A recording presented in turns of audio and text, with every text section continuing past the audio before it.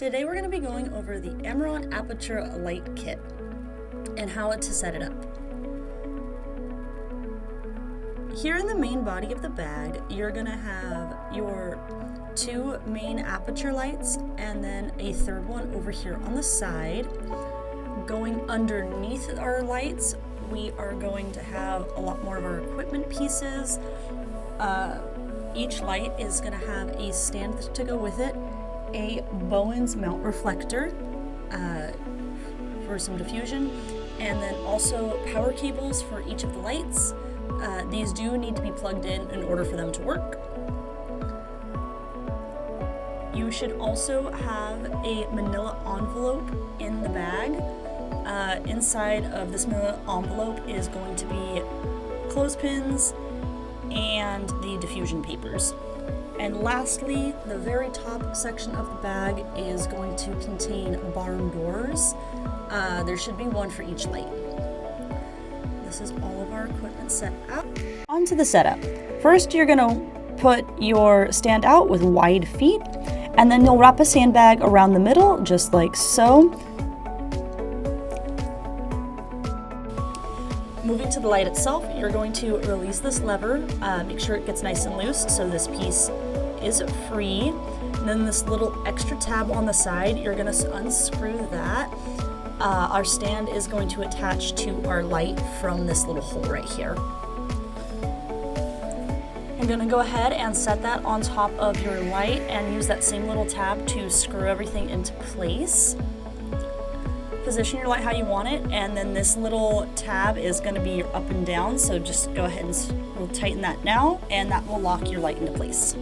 Alright, next we're going to remove the front plate. There is a button right here on the side. You'll hold that down and then just kind of screw and twist this piece off in the front. Okay, now for our attachment pieces. First one's just going to be this basic mount. There's little tabs on the side and those will just click and lock into place. If you are using the barn doors, make sure these front plates are open first so you can reach the inside panels. This front plate covering also gets removed, as well as this middle grid section for diffusion. If we flip it over to the back side, there is this long kind of lever handle here, and then these little tabs down here on the bottom that the mount from earlier is going to slide into those tabs, and then this little lever on the top is just going to hook over the top of the mount and back into this little notch right here. You'll flip it over and then slide it on to put your diffusion back in if you want, and the front plate, and then you can just slide it onto the top of the aperture, same as the mount before.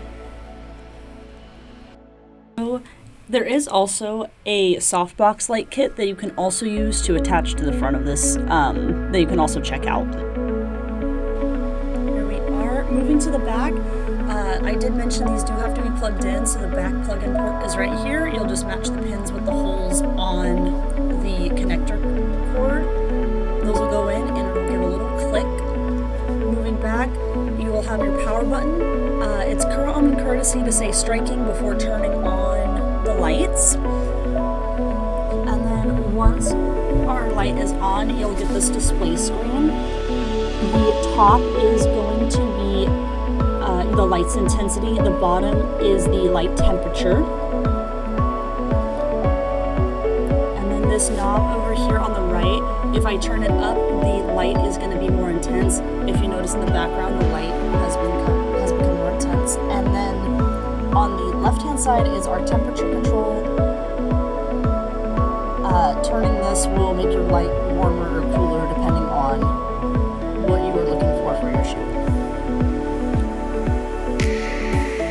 And then lastly, there is a website that does connect to the aperture where you can mess with and change its controls. Happy filming!